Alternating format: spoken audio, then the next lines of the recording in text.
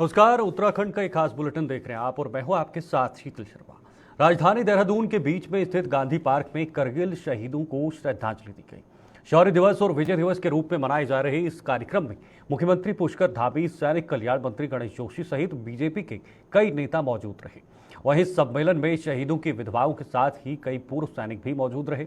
इस अवसर पर जहां सैनिकों ने कारगिल युद्ध को याद करते हुए कहा कि वह एक बहुत ही कठिन युद्ध था, लेकिन भारतीय सेना ने अपनी वीरता का परिचय देते हुए कारगिल पता कर पूरे विश्व को यह सोचने पर मजबूर कर दिया कि भारतीय सेना के लिए कोई भी निशान असंभव नहीं है।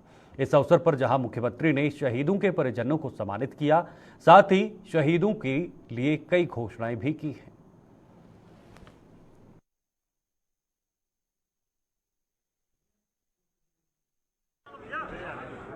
ये बड़े गिरोह के रूप में और कई जगह पर जो रजिस्ट्री वाले रजिस्टर हैं, उन रजिस्टरों में कई जगह पर शिकायतें आई हैं कि उसके पन्ने बदल दिए गए हैं और जो असली जो उसका मालिक है उसका सारा डिटेल ही उसके अंदर से गायब कर दिया गया है। इसलिए इसमें एसआईटी का गठन किया है, एक उच्च स्तरीय कमेटी बनाई है और मैंने स्वयं जाकर वहाँ पर देखा है। इस पर हम कड़ी कार्रवाई करेंगे, जिससे कि उत्तराखंड के अंदर जो अपना अच्छे तरीके से रहने वाले लोग हैं, जिनकी अपनी ज़मीनें हैं, अपना पुराना जायदाद है, उस पर किसी प्रकार का कोई संकट ना आए, उन पर मन में किसी प्रकार का संदेह न हो, वो निश्चिंत होकर यहाँ रहें, इसकी व्यवस्था हम सुनिश्चित कर रहे हैं।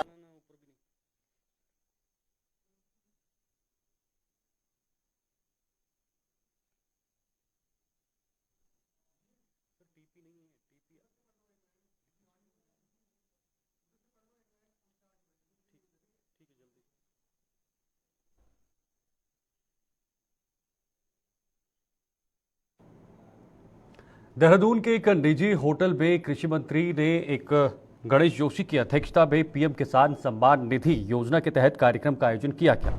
बता दें, इस योजना के तहत एक बड़ा कार्यक्रम सीकर राजस्थान में भी आयोजित किया गया, जिसमें प्रधानमंत्री नरेंद्र मोदी भी मौजूद थे। देहरादून में आयोजित पीएम किसान सम्मान निधि योजना के कार्यक्रम में मौजूद कई लोगों ने डिजिटल माध्यम से प्रधानमंत्री नरेंद्र मोदी के संबोधन को भी सुना। बता दें, इस योजना के तहत उत्तराखंड के 76,148 लाभार्थी किसान परिवारों को 14वीं किस्त डीबीटी के माध्यम से 168 करोड़ रुपए की धनराशि हस्तांतरित की गई है। कार्यक्रम के दौरान कृषि मंत्री गणेश जोशी ने बताया कि इस योजना के तहत प्रदेश के किसानों को लाभ होगा। साथ ही प्रधानमंत्री नरेंद्र मोदी के विजन के अनुसार किसानों की आय दोगुनी करने के लक्ष्य को जल्द ही प्राप्त किया जा सकेगा।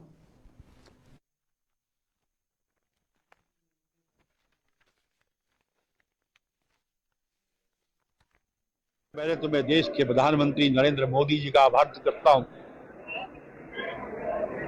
जहां देश की सीमा पर रक्षा करने वाले जवान की चिंता मोदी जी करते हैं, जहां यहाँ के युवा नौजवान की चिंता मोदी जी करते हैं, जहां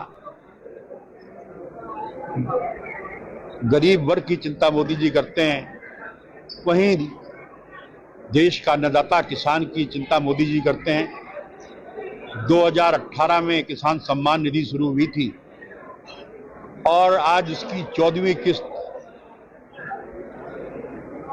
का वर्चुअल शुभारंभ, इसमें 8.5 करोड़ से अधिक किसानों को आज ये किस्त जारी हुई है। लगभग 18,000 करोड़ आज मोदी जी ने जारी किए हैं।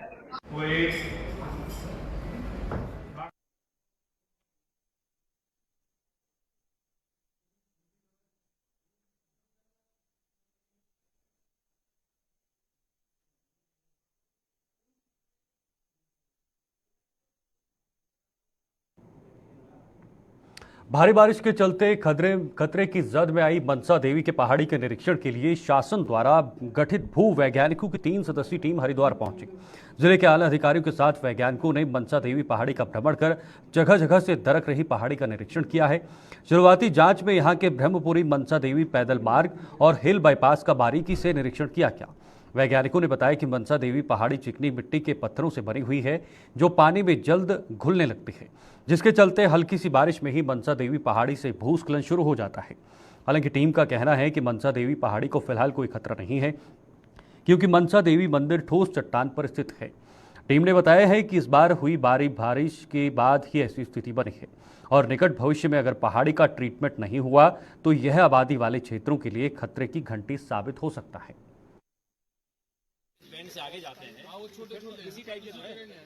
देवी वाला जो हमारा पैदल ट्रैक है प्लस उसकी जो साथ की जो कनेक्टिविटी जो हमारी हिल्स है उसमें काफ़ी बड़ी मात्रा में स्लाइड हुआ है। तो उसी क्रम में आज जो हमारे CBRI के डायरेक्टर साहब आए हैं और GIS की टीम आई है, उनके साथ सारे पॉइंट का विजिट कर लिया गया है कि जहाँ जहाँ स्लाइड हो रहा है और जहाँ जहाँ जो एक आबादी के साथ का जो लगता हुआ एरिया है और जहाँ इमीडिएटली ट्रीटमेंट किया जाना है तो सभी जगह आइडेंटिफाई कर ली गई है और बाकी जो भी एक्सपर्ट टीम की एडवाइस रहेगी तो उसके अकॉर्डिंग DM सभी चीज़ों को नॉलेज में लाके उसका ट्रीटमेंट का क्राउड मिला था। तो हम लोग होपफुली उम्मीद कर रहे थे कि जो हमारा हिल बाईपास है बहुत अच्छा मेंटेन रहेगा, बट उसके बाद जितनी बड़ी सतह बारिश हुई है, क्योंकि जनरली हम लोग देखते हैं कि 1 ईयर में कम से कम 400 से 500 mm बारिश होती है हरिद्वार में, लेकिन इस बार विद इन 10 to 15 डेज में 300 से 400 mm बारिश। हमने करीब 5-6 स्पॉट देखा जहाँ पे स्लोप पे प्रॉब्लम है, जिसमें से एक मेजर है जो साइड का जो पहाड़ी है उसमें बहुत पहले से ही भूस्खलन हो रहा है। ये जब हम लोग CBRI में थे तब से ही हो रहे हैं। तो अभी जो है यहाँ पे अति वृष्टि के कारण, बारिश के कारण अभी ये लैंडस्लाइड थोड़ा एग्रावेट हुआ है। प्रारंभिक रिकॉग्नाइजेशन सर्वे के लिए आए थे कि कहाँ कहाँ प्रॉब्लम है, क्या है, उसे समझने के लिए। फिर हम एक कमेटी बना के फिर एक डिटेल इन्वेस्टिगेशन करने का प्लान करेंगे जिसमें कंप्लीट इन्वेस्टिगेशन हो, क्योंकि अभी बारिश काफ़ी ज़्यादा है। तो इमीडिएट इन्वेस्टिगेशंस इस बारिश में सॉइल सैंपल्स कलेक्ट करना, जियोफिजिकल कुछ करना अभी थोड़ा पॉसिबल नहीं है। तो थोड़ा बारिश रुक जाए फिर हम लोग प्लान करके इसका इन्वेस्टिगेशन करेंगे और फिर जो भी मेजर्स होगा उसका सुझाव देंगे।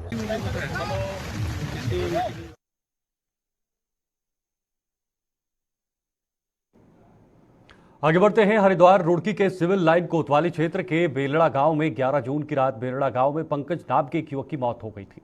12 जून को गांव में जबरदस्त बवाल हुआ था, जहां ग्रामीणों ने गांव के दूसरे पक्ष पर पंकज की हत्या करने का आरोप लगाकर घर में घुसकर तोड़फोड़ कर दी थी और ग्रामीणों ने पुलिस पर भी हमला करते हुए पथराव कर दिया था, जिसमें कई पुलिसकर्मी घायल हो गए थे। इस मामले में पुलिस द्वारा कई लोगों को जेल भेज दिया गया था, जिसके बाद प्रमोद नाम के एक व्यक्ति की उपचार के दौरान मौत हो गई। इस मामले में आज गढ़वाल कमिश्नर और IG गढ़वाल द्वारा गांव पहुंचकर दोनों पक्षों से मुलाकात की गई और किसी भी निर्दोष पर कार्यवाही नहीं होने का आश्वासन दिया गया है।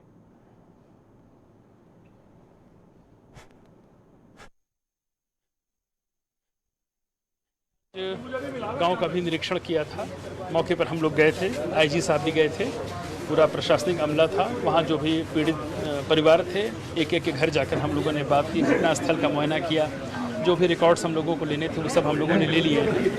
और इस पूरे घटनाक्रम पे मैं आपको पुनः स्पष्ट कर दूं कि माननीय मुख्यमंत्री जी बहुत ही गंभीर हैं, बहुत ही संवेदनशील हैं और उनका बड़ा स्पष्ट निर्देश है कि किसी भी पक्ष के साथ अन्याय नहीं होना चाहिए और सबके साथ न्याय हो और लोगों के जान माल की हिफाजत सुनिश्चित हो। उसी कड़ी में हम लोग आए हैं।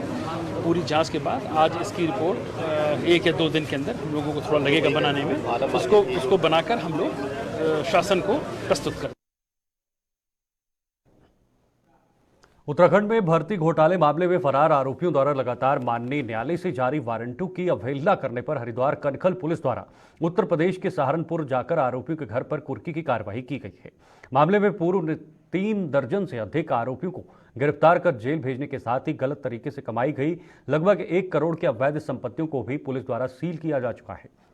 हरिद्वार कनखल पुलिस द्वारा अभियुक्तों को आत्मसमर्पण न करने पर कुर्की की चेतावनी देते हुए आरोपियों के घर ढोल नगाड़ों के साथ मुनादी की गई थी और न्यायालय के आदेश पर आरोपियों के घर पर नोटिस भेजे गए थे, जिसके बाद एक अभियुक्त भूषण पुत्र ब्रिजपाल ने सरेंडर कर दिया, मगर एक आरोपी अनिल कुमार अभी भी फरार है। इस पर हरिद्वार SSP अजय सिंह का कहना है कि भर्ती घोटाले मामले में मुकदमा दर्ज कर SIT द्वारा जांच की जा रही है। पूर्व में कई आरोपियों को गिरफ्तार किया जा चुका है, मगर एक आरोपी अनिल कुमार फरार है, जिसके खिलाफ आज कुर्की की कार्रवाई की गई है।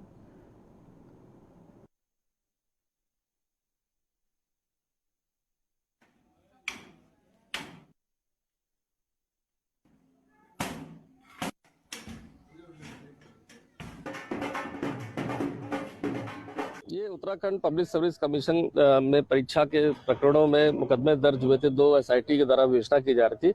इसमें ऑलमोस्ट विवेचना अपने अंतिम चरण में ही है। इसमें काफी लोग पूर्व में गिरफ्तार भी किए जा चुके थे। एक इसमें अनिल ओजस्वी करके अपराधी था जो लगातार फरार चल रहा था, जिसे कोर्ट से हमने गिरफ्तारी वारंट के साथ साथ इनाम भी घोषित किया था, लेकिन लगातार फरार रहने के कारण उसकी जो है कुर्की माननीय न्यायालय से प्राप्त करने के बाद आज उसकी कुर्की की गई थी। उसे घर पर जो भी इसके वैल्यूएबल सामान थे सभी कर लिया गया है। अभी भी उसकी गिरफ्तारी के प्रयास चल रहे हैं, लेकिन अभी जो हमारी विधिक प्रक्रिया थी आज उसको पूरा किया गया है और कुर्की करने के बाद उसके विरुद्ध चार्जशीट भेजी जाएगी। इससे करीब 50 से ज्यादा लोग इसमें गिरफ्तार हो चुके हैं और करीब इसमें 100 के ऊपर छात्र भी इसमें चिन्हित हुए थे जो डिबार्ड भी हो चुके हैं। तो एग्जैक्ट इसमें रिकवरी भी जो है 1 करोड़ के करीब जो हमारे कैश और अन्य ज्वेलरी बरामद हो चुकी है। तो अभी चूंकि इन्वेस्टिगेशन लास्ट चरण में है, 1-2 लोग इसमें चिन्हित हुए थे जो अरेस्ट नहीं हो पाए थे, जिनकी आज ये कार्रवाई की गई है और न्यायालय में चार्जशीट भेज दी गई थी। एक अभी पूरक चार्जशीट से भी भेज दी जाएगी, जिससे जल्दी केस ट्रायल पर आए और इनको सजा मिल जाए।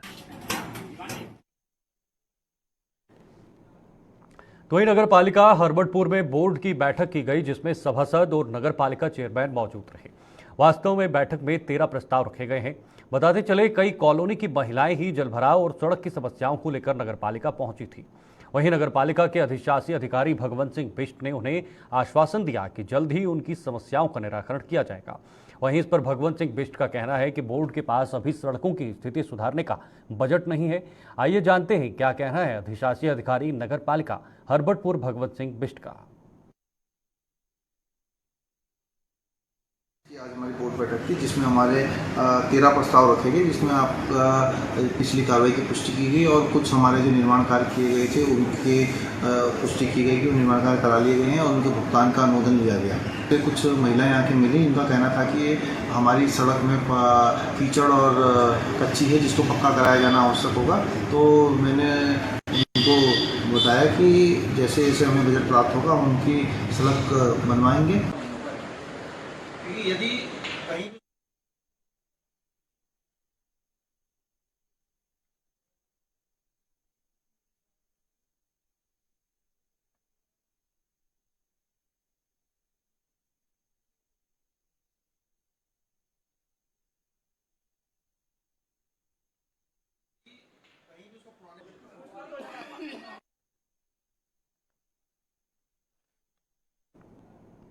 उत्तराखंड में लोकसभा चुनाव से पहले धाबी सरकार ने बड़ा फैसला लिया है। इसके तहत राज्य योजना आयोग को समाप्त कर दिया गया है। अब सशक्त उत्तराखंड 2025 के लक्ष्य को साधने के लिए प्रदेश में नीति आयोग की तर्ज पर state institute for empowering and transforming Uttarakhand का गठन किया गया है। इसको राज्य के राज्यपाल ने भी मंजूरी दे दी है। बता दें, हाल ही में धामी कैबिनेट ने इसके प्रस्ताव को मंजूरी दी थी, जिसके बाद सचिव आर मीनाक्षी सुंदरम ने इसके आदेश जारी कर दिए हैं। सेतु प्रदेश सरकार की नीति व नियोजन में थिंक टैंक की तरह काम करेगा। इसके अध्यक्ष मुख्यमंत्री होंगे, साथ ही नियोजन मंत्री, उपाध्यक्ष और 3 सलाहकार भी नियुक्त होंगे। वहीं विपक्ष ने सेतु आयोग बनाए जाने पर सवाल उठाए हैं।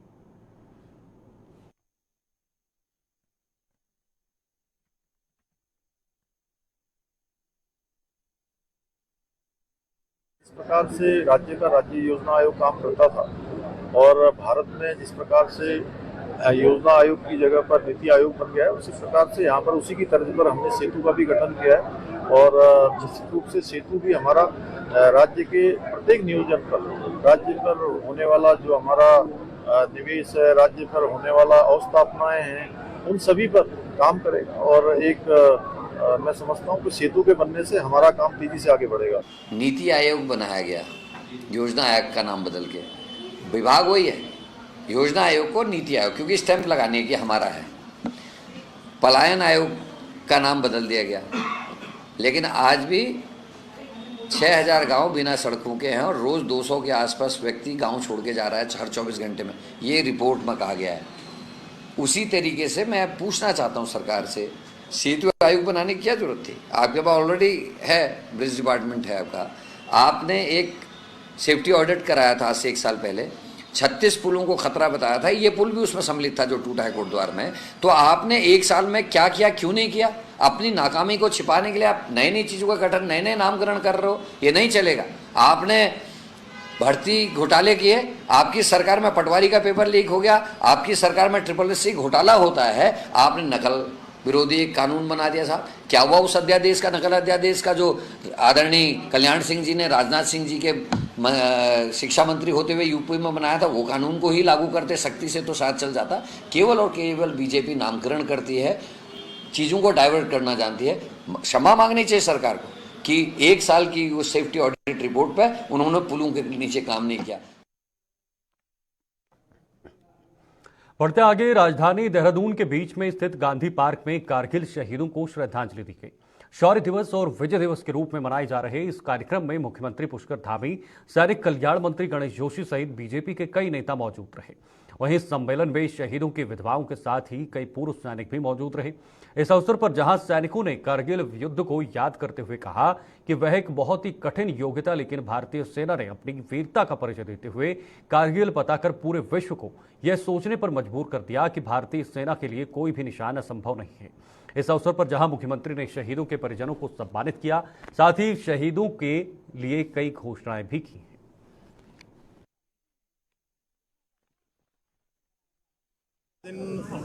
भारत के इतिहास में भारत की सेना के कारण से अदम्य साहस और वीरता और पराक्रम का दिवस है, और ये बहुत ऐतिहासिक दिन है कि आज कारगिल जैसी ऊंची चोटियों पर जो दुश्मन के कब्जे में आ गई थी, वहाँ पर दुश्मन की सेना काबिज हो गई थी, भारत की सेना ने विश्व का कीर्तिमान रचते हुए उन चोटियों को वापस लेने का काम किया, कारगिल के युद्ध को जीतने का काम किया। आज विजय दिवस है। मैं उन सभी शहीदों को जिन्होंने मातृभूमि की रक्षा के लिए, देश की रक्षा के लिए अपने प्राणों का बलिदान किया, अपना सर्वोच्च निछावर किया, उन सबको नमन करता हूँ और उन सब के प्रति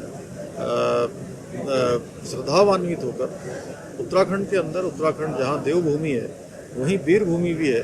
देश के अंदर एक बहुत बड़ी संख्या देश की कुल सेना के प्रतिशत के रूप में उत्तराखंड से देश को देने का काम होता है, मातृभूमि और देश की सेवा के लिए लगते हैं। उन सब के कल्याण के लिए, उन सब के उत्थान के लिए, उनके परिवारों के वेलफेयर के लिए हमारी सरकार प्रतिबद्धता से काम करेगी। और आदरणीय प्रधानमंत्री मोदी जी के नेतृत्व में जिस प्रकार से भारत हर क्षेत्र में आज मजबूत हुआ है, हर क्षेत्र में भारत की उन्नति हुई है, उसी प्रकार से सेना की भी तेजी से रफ्तार बढ़ी है। सेना हर क्षेत्र में मजबूत हुई है। सेना में अच्छे आधुनिकरण, हथियारों का आधुनिकरण हुआ है। सेना को अच्छे उपकरण मिले। मैं आदरणीय प्रधानमंत्री जी का भी देवभूमि की उनकी विशाल संख्या होने के कारण से उनका भी अपनी ओर से धन्यवाद करना चाहता हूँ। मेरा नाम कमला देवी है और पति का नाम शहीद दिलवर सिंह नेगी, 17 गढ़वाल।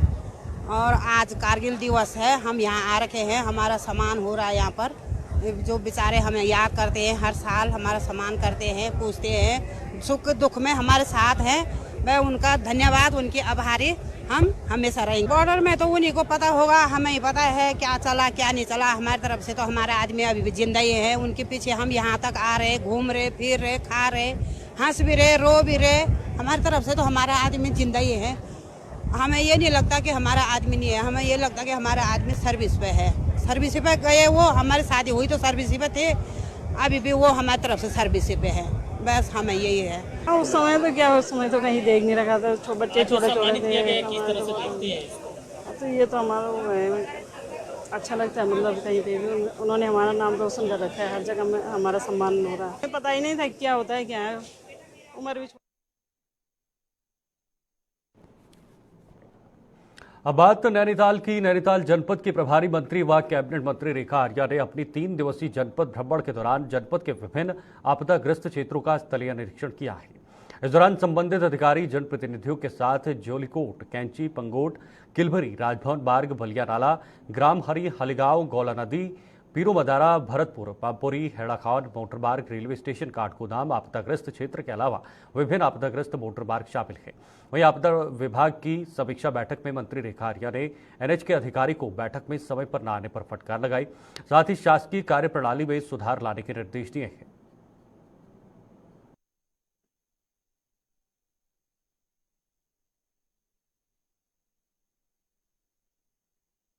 और इस मानसून सत्र में ये संभावनाएं बनी रहती है कि कब कहाँ कौन सा लैंडस्लाइड होगा, कब कहाँ किस प्रकार का कोई क्षति होगी, क्या वो सार्वजनिक संपत्तियों की क्षति होगी या निजी संपत्तियों की क्षति होगी। इस प्रकार की कई संभावनाएं प्राकृतिक आपदाओं की बनी रहती है। इस बीच में जनपद नैनीताल में भी कुछ प्राकृतिक आपदाएं रही और उन प्राकृतिक आपदाओं में चाहे हमारा ये रामनगर का पिरुमदारा क्षेत्र का रहा हो, चाहे हमारा ये भरतपुर मंपापुरी रहा हो, चाहे काठगोदाम उत्तराखंड में रहा हो, चाहे हमारे गोला नदी का अप्रोच पुल रहा हो, चाहे हमारा रेलवे स्टेशन का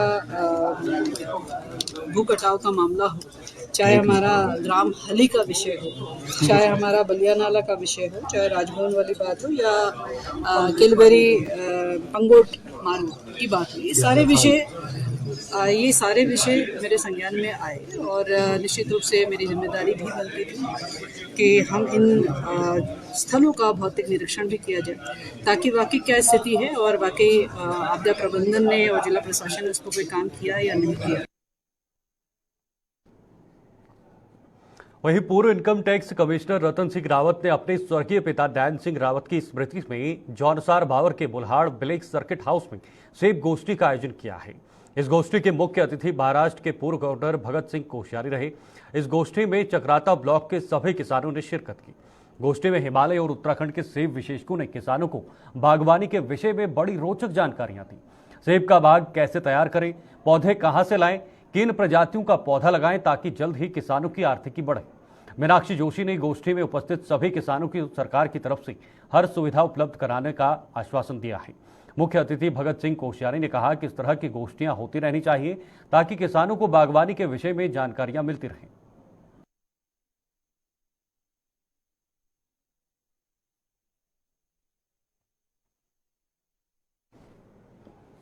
आगे बढ़ते हैं। साहिया क्षेत्र के पाटन में सिंचाई विभाग की घोर लापरवाही के कारण साहिया में करोड़ों रुपए का नुकसान होने की आशंका जताई जा रही है, जिसमें पीडब्ल्यूडी की रोड से लेकर प्राथमिक विद्यालय, राजकीय इंटर कॉलेज, पशु चिकित्सालय एवं ग्रामीणों के करोड़ों रुपए की दुकान, मकान आदि संपत्ति नदी में बहने की आशंका बनी हुई है।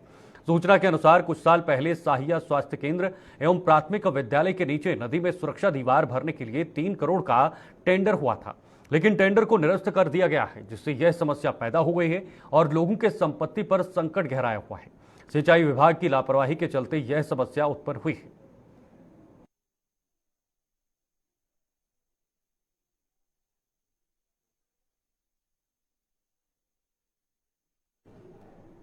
इस बुलेटिन में फिलहाल के लिए बस इतना ही। मुझे दीजिए इजाजत। नमस्कार।